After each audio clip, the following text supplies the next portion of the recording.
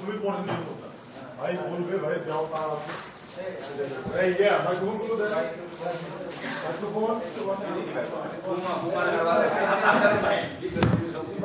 ঠিক আছে।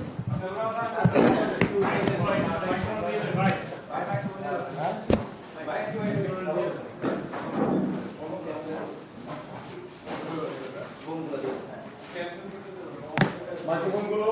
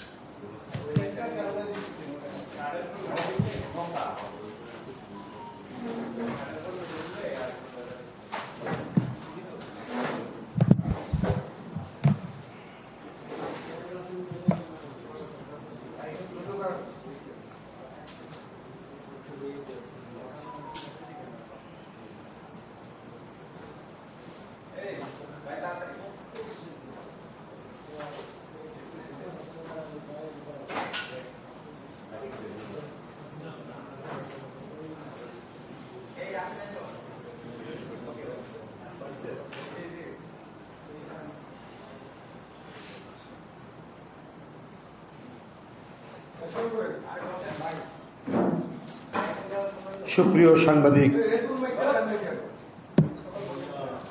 বন্ধুরা, আজ একটি বিশেষ বিষয় নিয়ে আপনাদের সাথে কথা বলার জন্য এখানে উপস্থিত হয়েছি।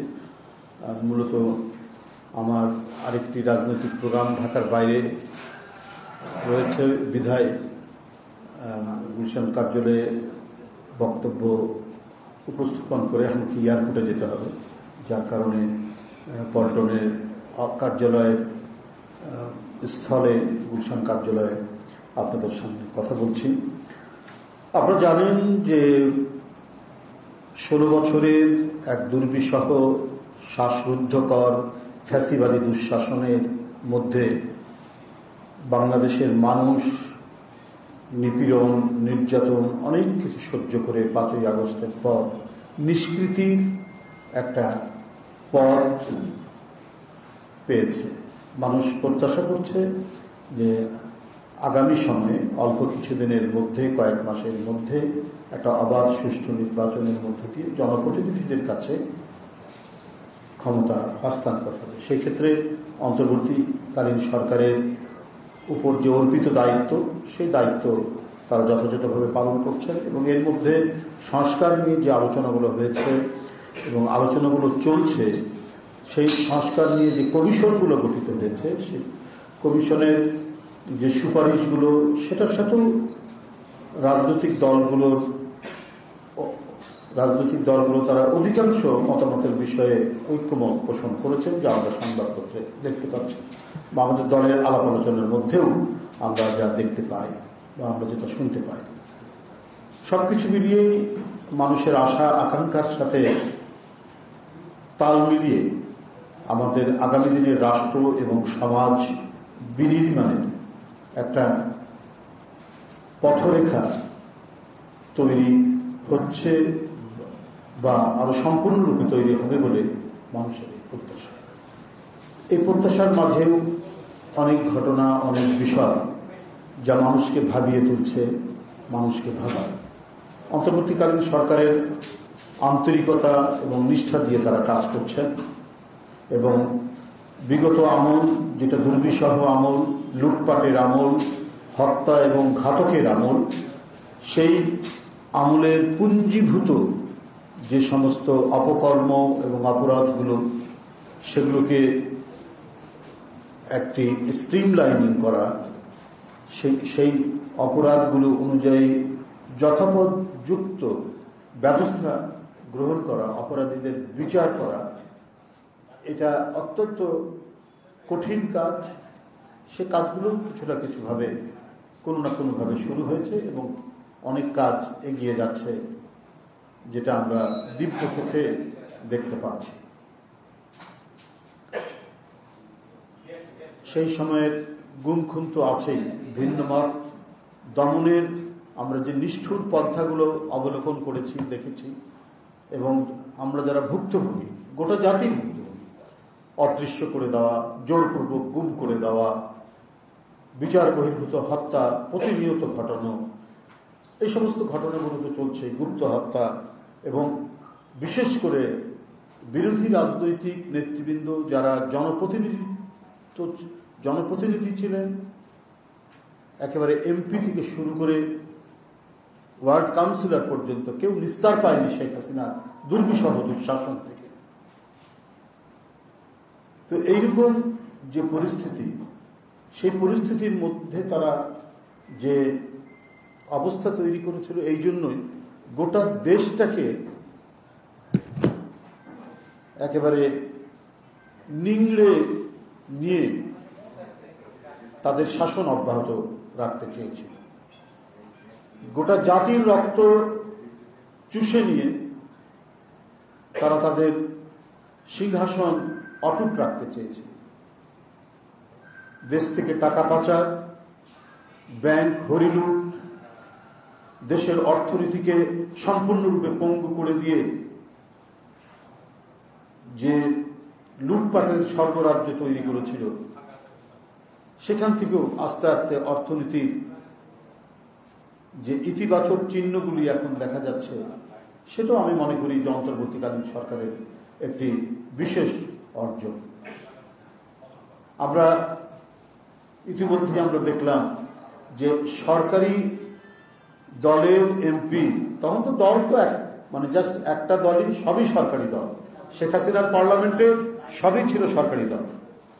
সেই সরকারি দলের একজন এমপি, এবং যিনি মন্ত্রীও ছিলেন কিছু সময়ের জন্য, তার ব্যাংকে বিভিন্ন সরকারি সংস্থা যেগুলো আছে, যেমন বিদ্যুৎ উন্নয়ন বোর্ড বা আরো বিভিন্ন যে সরকারি অফিসের যে টাকা, সেইটা জোর করে সেই ব্যাংকে রাখা হয়েছে। প্রায় 2,100 কোটি টাকা জোর করে সেখানে রাখা হয়েছে।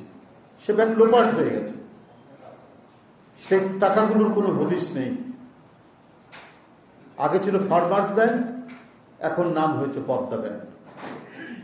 একেবারে উদাহরণ, সরকারি প্রতিষ্ঠানের টাকা তো জনগণের টাকা, সেই যে তহবিলটা বিভিন্ন প্রতিষ্ঠানে থাকে তারা কোনো না কোনো ব্যাংকে রাখতে হয়, কিন্তু যেহেতু এটা আওয়ামী লীগের এমপির ব্যাংক, তাই অধিকাংশ সরকারি প্রতিষ্ঠানকে সেখানে রাখতে হয়েছে টাকা। আজ সেগুলোর কোনো হদিস নেই। বারবার কেন্দ্রীয় ব্যাংক, বাংলাদেশ ব্যাংক নির্দেশনা দেওয়ার পরেও তারা এটার কোনো কুল কিনারা করতে পারছেন না। এটা একটা ছোট্ট নমুনা আমরা বললাম। এরপরে যে কত অনাচার, কত অবৈধ অপকর্ম স্বয়ং প্রধানমন্ত্রী তার পরিবার করেছেন, আপনার প্রতারণামূলকভাবে প্লট নিয়েছেন, টাকা পাচার করেছেন, এগুলো ঘটনা তো আছেই। ইংল্যান্ডের এমপি টিউলিপ সিদ্দিকী, তার বাংলাদেশের পাসপোর্ট এবং আইডেন্টিটি কার্ড রয়েছে। তিনি ব্রিটেনেরও কি বলে যে নাগরিক হয়েছেন, এবং নাগরিক হয়েছেন বলেই তো সেখানে তিনি এমপি হতে পেরেছেন। এই যে প্রবঞ্চনা, প্রতারণা, মানুষের চোখকে ফাঁকি দিয়ে অপকর্ম করা, এটা যেন একেবারে ডাল ভাত হয়ে গিয়েছিল। শেখ হাসিনার জন্য এই সমস্ত অপকর্ম করার কোনো বিষয় ছিল না। অবাধে তিনি করতে পারতেন। পূর্বাচলে প্লট ছেলের নামে, ভাগ্নের নামে, ভাগ্নার নামে, মেয়ের নামে, জামাইয়ের নামে, কেউ বাদ নেই। অথচ শেখ হাসিনার ঢাকা শহরে বাড়ি আছে। নিয়ম অনুযায়ী ঢাকা শহরে যদি বাড়ি থাকে, সে আর কোনো সরকারি প্লট পেতে পারে না। কিন্তু শেখ হাসিনা গায়ের জোরে তার ফ্যাসিবাদী শাসনের জোরে তার আত্মীয় স্বজনের নামে সেটা করেছে। তো এই পরিস্থিতি তো আমরা দেখে এসেছি। সেখান থেকে মানুষ পরিত্রাণ চাচ্ছিল, এবং পরিত্রাণ চাচ্ছিল বলেই সেই শিশু, বাচ্চা, তরুণ, মানে শিক্ষার্থীদের পাশে বাবা মা নেমে এসে যে বিপুল তরঙ্গ তৈরি করে শেখ হাসিনাকে পালাতে বাধ্য করে দেশের জনগণ, এর পরের সময়টা তো হবে অত্যন্ত শান্তিপূর্ণ, স্বস্তিদায়ক সময়। সেখানে যদি কিছু কিছু ঘটনা এমন ঘটতে থাকে যেটিতে জনসমাজের মধ্যে ভীতি এবং শঙ্কা তৈরি করবে কেন? আপনার এই যে মব সংস্কৃতির কথা যেটা বলা হয়েছে, 2 দিন আগে রংপুরের তারাগঞ্জ উপজেলায় হিন্দু সম্প্রদায়ের 2 জন মানুষ, একজন প্রদীপ লাল, একজন তারাপদ লাল, বা এই ধরনের একজন নাম, তাদেরকে এই মব সংস্কৃতি অর্থাৎ বেশ কিছু লোক মিলে তাদেরকে পিটিয়ে মারল। কত দুর্ভাগ্যজনক। পুলিশ সেখানে গেছে, খবর পেয়ে গেছে, গিয়েও ফিরে এসছে যে মবের মধ্যে পড়তে চায়নি। এই যদি আইন শৃঙ্খলার পরিস্থিতি হয়, তাহলে আজকে সাধারণ মানুষের নিরাপত্তাটা কোথায়? এটা তো আজকে সবচেয়ে ভাবিয়ে তুলেছে। এই মব কালচার একটা ক্যান্সারিয়াস গ্রোথ, একটা বৃহত্তর ক্যান্সারের ঘা তৈরি করেছে আমাদের জনসমাজের মধ্যে। অন্তর্বর্তীকালীন সরকারের তাদেরকে তো এই প্রচেষ্টা নিতে হবে, দৃষ্টান্তমূলক শাস্তি দিতে হবে। কারো হাতে আইন তুলে নেওয়ার কোনো অধিকার নেই। যে অধিকারটা শেখ হাসিনা দিয়েছিলেন তার র্যাবকে, তার পুলিশকে, তার আইন শৃঙ্খলা বাহিনীকে, তারা নির্বিচারে হত্যা করত, বিচার বহির্ভূত হত্যা করত, ক্রস ফায়ার দিত, অদৃশ্য করে দিত। এই কারণেই তো সারা জাতি ক্ষুব্ধ হয়েছিল। সারা জাতি ক্ষুব্ধ হয়ে শেখ হাসিনার বিরুদ্ধে একযোগে বাবা, মা, সন্তান সহ রাস্তায় নেমে এসে তাকে পতন ঘটিয়েছে। কিন্তু আবার কেন এই ধরনের পরিস্থিতি তৈরি হবে? অবিলম্বে এমন আইন প্রণয়ন করা হোক, এমন দৃষ্টান্তমূলক শাস্তি ব্যবস্থা করা হোক যে কেউ যাতে হাতে আইন তুলে নিতে সাহস না করে, কেউ যাতে সংঘবদ্ধ হয়ে, সে যদি অপরাধীও হয়, তাকে তো হত্যা করা, বেআইনিভাবে হত্যা করার কোনো অধিকার নেই। কেন একটা উস্কানিমূলক কথার উপর সাই দিয়ে অনেক লোক এসে একজন মানুষকে হত্যা করে চলে যাবে? এই ঘটনা হতে পারে না। এটা তো সভ্য সমাজের নমুনা হতে পারে না। অন্তর্বর্তীকালীন সরকার এই বিষয়ে কঠোর কঠোর ব্যবস্থা করতে হবে। মানুষের অকারণে জীবন চলে যাবে, এই নিশ্চয়তা আজকে একটা সরকার থাকা অবস্থায় কেন এই ধরনের নিশ্চয়তা তৈরি হবে যে আইন বহির্ভূত হবে তার জীবন চলে যাবে? বরং একটি জনকল্যাণমুখী সরকারের দায়িত্ব হচ্ছে যে আইনগতভাবে বিচারের মাধ্যমে সে যত বড়ই অপরাধী হোক তার বিচার হবে। কোন মানুষের জীবন যেন বেআইনিভাবে বিচারের বাইরে তার জীবন চলে না যায়, সে যেন হত্যাকাণ্ডের শিকার না হয়, এইটা আজকে দেখা অত্যন্ত জরুরি। এই সমস্ত ঘটনাগুলো আজকে হচ্ছে, আজকে আইন বহির্ভূত কাজগুলো হচ্ছে বলেই আজকে নানাভাবে বিচ্ছিন্নভাবে আরো বিভিন্ন ধরনের অনৈতিক কাজগুলো মানে বিস্তার লাভ করছে। কেন এই বিস্তার লাভ করবে? এবং এর মধ্যে দিয়ে আপনার অনেকেই সুযোগ সন্ধানীরা সুযোগ নেওয়ার চেষ্টা করছেন। সেই সুযোগ সন্ধানীরা সুযোগ নেওয়ার চেষ্টা করছেন কিভাবে? একটা দৃষ্টান্ত আপনার দেখায়। হ্যাঁ, যারা অপরাধ করছেন আমাদের দলের, যাদের নামে সুস্পষ্ট অভিযোগ রয়েছে, কোন প্রকার দেরি না করে তাদেরকে প্রথমেই শাস্তিমূলক ব্যবস্থা নেওয়া হচ্ছে, হয় পদ স্থগিত, তারপরে তদন্ত করে যখন আরো প্রমাণ হচ্ছে যে না সেই আসলেই অপরাধী, তখন দল থেকে বহিষ্কার করা হচ্ছে। শত শত হাজার হাজার নেতাকর্মীকে এই 1 বছরের মধ্যে আপনার বহিষ্কার করা হয়েছে বিভিন্ন ধরনের অপরাধমূলক কর্মকাণ্ডের জন্য। আমরা যখন শুনেছি যে আমাদের দলের বা অঙ্গ সংগঠনের কেউ কোনো জায়গা দখল করেছে, কোনো জমি দখল করেছে, সে হোক আওয়ামী দোসরদেরও যদি হয়, আমরা সেই ক্ষেত্রে তাদেরকে কোনো ধরনের আশকারা তো সে পায়নি, সাথে সাথে তার বিরুদ্ধে ব্যবস্থা গ্রহণ করা হচ্ছে। কিন্তু এই সুযোগে আবার দুষ্ট চক্রও তৈরি হচ্ছে। চট্টগ্রামে আপনি দেখুন, চট্টগ্রামে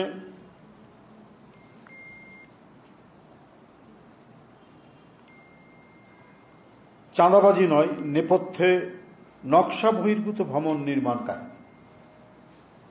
হঠাৎ ফেসবুক লাইভে এসে চট্টগ্রামের জনৈক ইকবাল বিএনপি নেতার বিরুদ্ধে চাঁদাবাজির অভিযোগ তুলে ধরার পর সেই ভিডিও সামাজিক যোগাযোগ মাধ্যমে ভাইরাল হয়।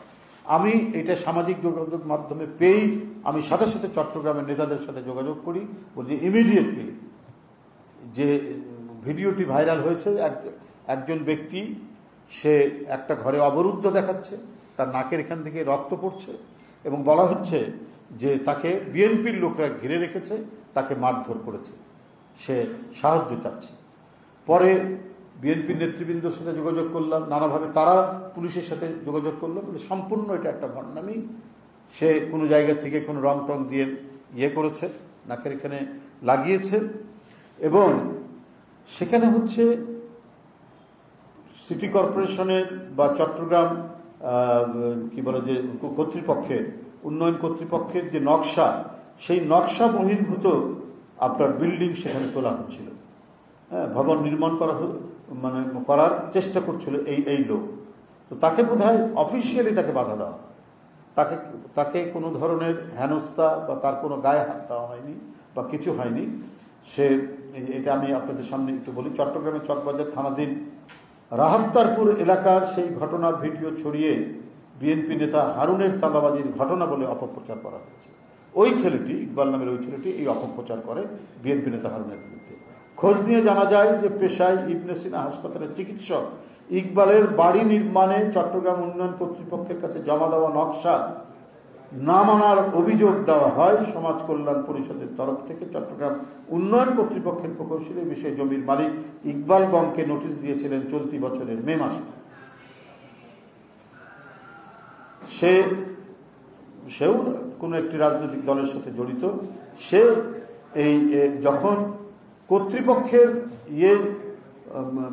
কর্তৃপক্ষের পক্ষ থেকে যখন বলা হয়েছে যে না, তোমার এটা ঠিক না, আমরা এইভাবে করবো না, তখন সে এই নাটকটি করে এবং এই নাটক করে সে বিএনপি নেতারা তাকে ঘিরে ফেলেছে এবং বিএনপি নেতা হারুনের নাম দিয়ে কাজটি করে। এটা গণমাধ্যমে এসছে, এটা আপনাদের সামনে যেটা বলছি, এই যে ভণ্ডামিটা করা হয়েছে, এটা গণমাধ্যমেও হয়েছে এবং আমরা সেখানে পুলিশের কাছে যোগাযোগ করেছি, বিভিন্নভাবে আমাদের নেতৃবৃন্দ সেখানে যোগাযোগ করেছেন। সম্পূর্ণ বানোয়াট একটি ঘটনা তৈরি করে এই কাজটি করা হয়েছে।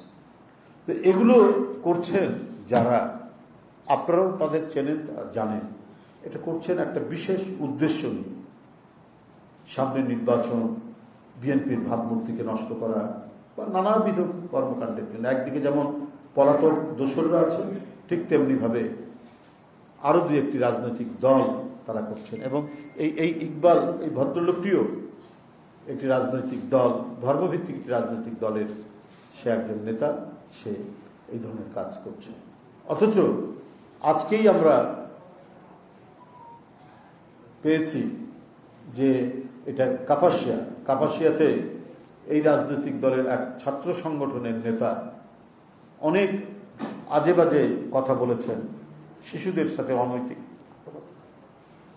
তো এই যে নিজেদেরটা আড়াল করে আর বানোয়ার দিয়ে কি বলে যে কাহিনী তৈরি করে, কল্পকাহিনী তৈরি করে বিএনপির বিরুদ্ধে অপপ্রচার, এটা হচ্ছে রাজনৈতিকভাবে যারা একেবারে অপসংস্কৃতি মধ্যে ভোগেন এবং ন্যূনতম যাদের কোনো রাজনৈতিক সভ্যতা বলে কিছু নেই, তারাই এই কাজগুলি করতে পারে। আরে আমাদের তো প্রকাশ্যেই যারা বিএনপির নামে বা কোনো অঙ্গ সংগঠনের নামে কোনো ধরনের অপরাধমূলক চাঁদাবাজি, দখলবাজির সাথে জড়িত, ঘুরি প্রকাশ্যে প্রতিদিন কাউকে না কাউকে বহিষ্কার করা হচ্ছে, কারো পদ স্থগিত করা হচ্ছে, শোকজ করা হচ্ছে, আজীবন বহিষ্কার করা হচ্ছে।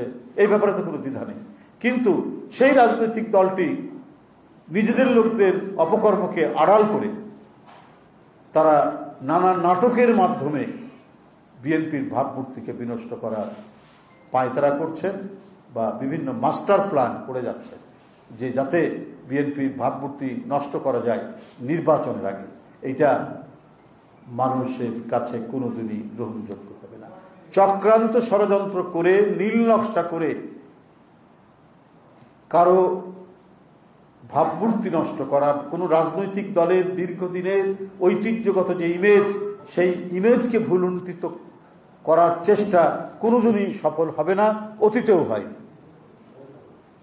অতিরিক্ত অপকৌশল এবং কূটকৌশলের আশ্রয় নিয়েও কিন্তু আলটিমেটলি কোনো লাভ হয় না।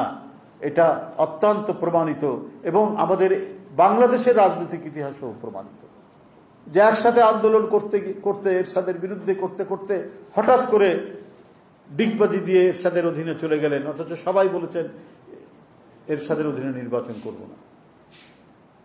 তো এটা তো মানুষ দেখেছে, আরো পরবর্তী বহু ঘটনা দেখেছে। কিন্তু এইসব করা, কূটকৌশলের অবলম্বন করে বিভ্রান্ত করা, এটা অনৈতিক কাজ। সংগঠনগতভাবেই এটি একটি অনৈতিক কাজ, যেটা আমাদের এখানে অনেকেই, বাংলাদেশে এই মুহূর্তে অনেকেই করে যাচ্ছে। আমি এটা তীব্র নিন্দা প্রতিবাদ জানাচ্ছি। এখন আমি আপনাদের সামনে একটি কর্মসূচি ঘোষণা করব। বন্ধুরা আমার, আগামী শুক্রবার এদেশের গণতন্ত্রকামী মানুষের আশা ভরসার এক অনন্য প্রতীক, শত নিপীড়ন নির্যাতন ভোগ করে যে অবিসংবাদিত নেত্রী দেশনেত্রী বেগম খালেদা জিয়া তার চিরচেনা আপোষহীন রাজনৈতিক নেতৃত্বের মাধ্যমে গণতন্ত্র ফেরানোর দুর্বার আন্দোলনে গোটা জাতিকে তিনি উদ্বুদ্ধ করেছেন। আমাদের সেই প্রিয় নেত্রী দেশনেত্রী বেগম খালেদা জিয়ার আগামী পরশুদিন শুক্রবার ৮০তম জন্মবার্ষিকী, ৮১তম জন্মদিন, ৮০তম জন্মবার্ষিকী, ৮১তম জন্মদিন। এই দিনটি উপলক্ষে বাংলাদেশ জাতীয়তাবাদী দল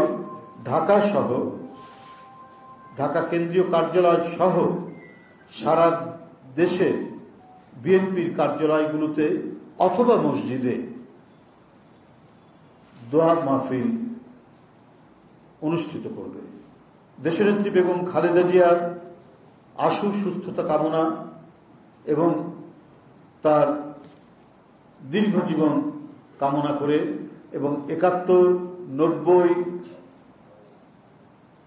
২০২৪ সমস্ত আমাদের স্বাধীনতা সংগ্রাম এবং গণতান্ত্রিক আন্দোলনে যারা শহীদ হয়েছে তাদের আত্মার মাগফিরাত কামনা করেও আমরা সেদিন দোয়ার অনুষ্ঠান করব।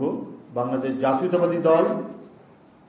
জাতীয়তাবাদী দলের সারা দেশের বিভিন্ন কার্যালয়ে আমাদের বিভিন্ন ইউনিট এই কর্মসূচিটি পালন করবে। দোয়া ও মিলাদ মাহফিলের কর্মসূচিটি পালন করবেন। আগামী পরশুদিন শুক্রবার দেশনেত্রী বেগম খালেদা জিয়ার ৮০তম জন্মবার্ষিকী এবং ৮১তম জন্মদিন উপলক্ষে আমাদের দোয়া এবং মিলাদ মাহফিলের এই অনুষ্ঠান একেবারেই অনাড়ম্বর এই অনুষ্ঠান। কোনো কেক কাটা বা অন্য কোনো এর সাথে কোনো কর্মসূচি থাকবে না। শুধু তার দীর্ঘ জীবন কামনা করে এবং তার আশু সুস্থতা কামনা করে, তার রোগ মুক্তি কামনা করে আমাদের দোয়া এবং মিলাদ মাহফিল এই কর্মসূচিটি আমি আপনাদের সামনে ঘোষণা করব। ধন্যবাদ আপনাদের সবাইকে।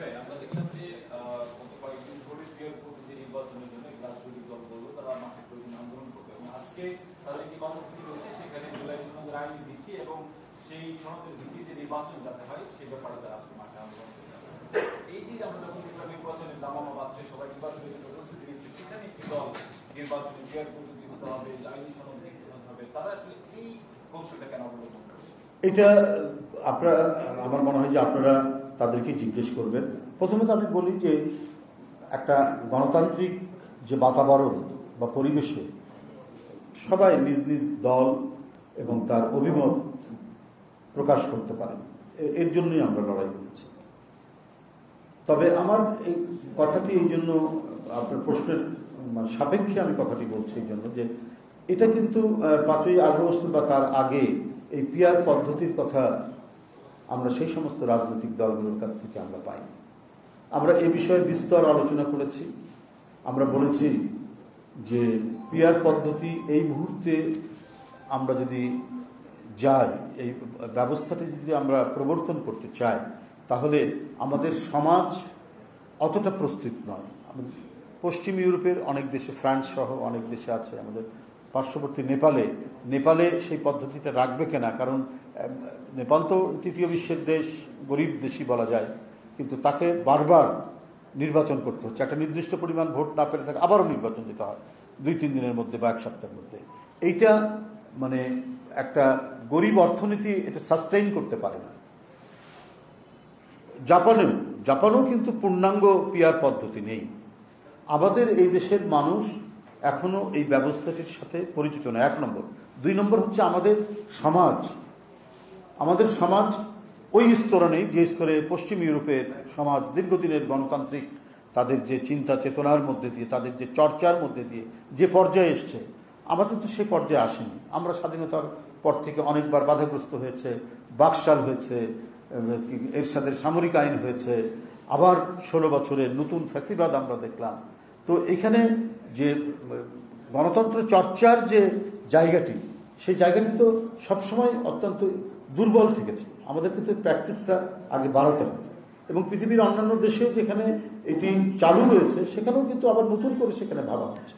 তো হঠাৎ করে এটি যদি আমরা এখন প্রবর্তন করতে যাই তাহলে এক ধরনের জটিলতা তৈরি হবে, এবং আমার মনে হয় যে এখন যারা এই কথাটি বলছেন সেটা আমার মনে হয় যে এক ধরনের জটিলতা তৈরি করা ছাড়া আর অন্য কোনো উদ্দেশ্য আছে বলে আমরা মনে করি না। এটা যদি দীর্ঘদিনের একটা দাবি হতো, যেমন বৈষম্য বিরোধী ছাত্র আন্দোলনে কোটার বিরুদ্ধে তারা আন্দোলন করেছেন, আমরা সেটি শুনে এসেছি, এটা নিয়ে অনেক আলোচনা হয়েছে অভ্যস্ত। কিন্তু এই পিয়ার পদ্ধতি হঠাৎ করে এটা ইন্ট্রোডিউস করা হচ্ছে যে সময় সবাই একটা অবাধ সুষ্ঠু নির্বাচন চাচ্ছে, সেই মুহূর্তে এই পিয়ার আনুপাতিক এই নির্বাচনটা আমার মনে হয় যে এটা একেবারেই উদ্দেশ্য প্রণোদিত। এর মধ্যে আমার মনে হয় যে অন্তর্গত কোনো স্বচ্ছতা নেই। ধন্যবাদ।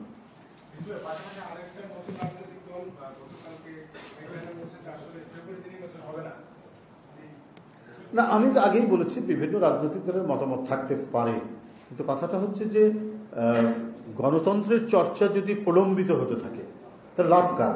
আমরা তো 5ই আগস্ট এই যে একটা মাইল ফলক তৈরি হয়েছে গণতন্ত্রের জন্য, তো গণতন্ত্র তো নির্বাচনহীন সরকার বা নির্বাচনহীন সমাজ রাষ্ট্র, এটা তো গণতন্ত্রের কোনো নমুনা হতে পারে না।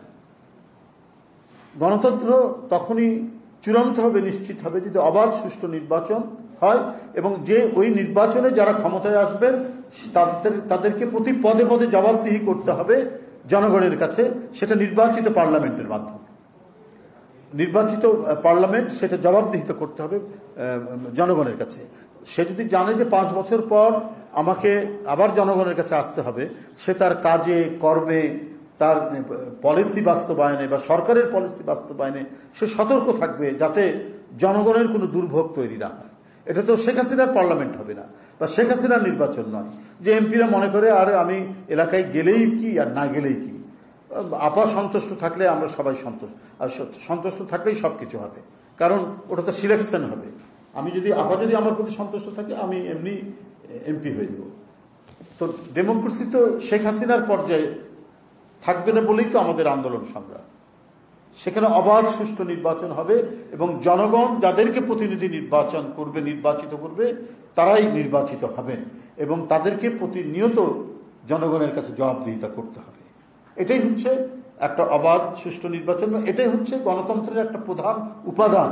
এবং এই চর্চাটা যদি স্বাধীনতার পর থেকে অব্যাহত থাকতো তাহলে আমরা অনেক ক্ষেত্রে, কি পলিটিক্যাল ডেভেলপমেন্টের ক্ষেত্রে, কি অবকাঠামোগত ডেভেলপমেন্টের ক্ষেত্রে আমরা আজকে অনেক দূর এগিয়ে যেতাম। তো সেটি হয়নি, কারণ এখানে বাকশাল হয়েছে, একদল হয়েছে, এর সাথে সামরিক শাসন হয়েছে, নানা ধরনের বাধাগ্রস্ত হয়েছে সময়। তা আমরা সেই জিনিসটা চাই না। এই কারণেই আমরা চাচ্ছি, বাংলাদেশ জাতীয়তাবাদী দল যেটা চাচ্ছে যে প্রয়োজনীয় সংস্কারের তো চলছে, বিভিন্ন কমিশন হয়েছে, তারা সুপারিশ দিচ্ছেন, তাদের মতামত দিচ্ছেন, তার উপরে ডিবেট ডিসকাশন হচ্ছে। এখনো তো 4 মাস 5 মাস বাকি আছে, এগুলো সব চূড়ান্ত হতে তো বেশি সময় লাগবে না। তো তারপরেও যখন একটা নতুন ইস্যু যোগ করা হয়, এই ইস্যুটা হচ্ছে নিশ্চয়ই জটিলতা তৈরি করার জন্য, এর মধ্যে কোনো আন্তরিকতা নেই। ধন্যবাদ। আর থাক আর দরকার নেই। ওকে, আমাদের কর্মসূচি